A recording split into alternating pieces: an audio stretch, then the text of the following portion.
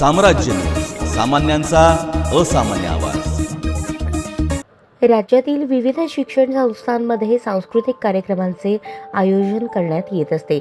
अशा सांस्कृतिक कार्यक्रमांमधून विद्यार्थ्यांमध्ये असलेल्या सुप्त कलागुणांना वाव मिळतो. त्यातूनच विद्यार्थ्यांचा खऱ्या अर्थाने सर्वांगीण विकास घडू शकतो, असे प्रतिपादन ग्रामविकास व पंचायत राज मंत्री तथा पालकमंत्री जयकुमार गोरे यांनी केले.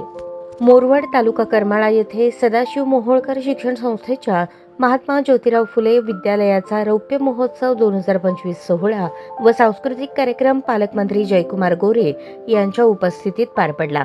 या प्रसंगी ते मार्गदर्शन करत होते. सोहळ्याची सुरुवात महात्मा ज्योतिराव फुले यांच्या प्रतिमेचे पूजन व दीप प्रज्वलन करून करण्यात आली.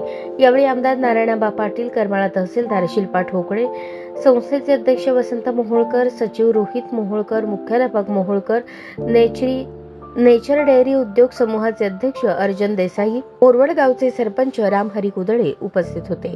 पालकमंत्री गोरे यांनी मोहोळकर कुटुंबियांच्या शिक्षण क्षेत्रातील कार्याबद्दल शुभेच्छा देत ग्रामीण भागातील विद्यार्थ्यांच्या उज्ज्वल भवितव्याबद्दल भाष्य केले. तसेच संस्थेला व शाळेला आवश्यक ते सर्व सहकार्य करण्यात येईल अशी ग्वाही दिली. क्रीडा, युवक कल्याण व अल्पसंख्याक मंत्री दत्तात्रय भरणे यांनी विद्यार्थ्यांना शुभेच्छा देत या शैक्षणिक संस्थेतील विद्यार्थ्यांनी क्रीडा क्षेत्रात विशेष नैपुण्य मिळवण्यासाठी त्यांना आवश्यक असलेले सर्व प्रकारचे क्रीडा साहित्य क्रीडा विभागाच्या वतीने उपलब्ध करून देण्यात येईल असे सांगितले.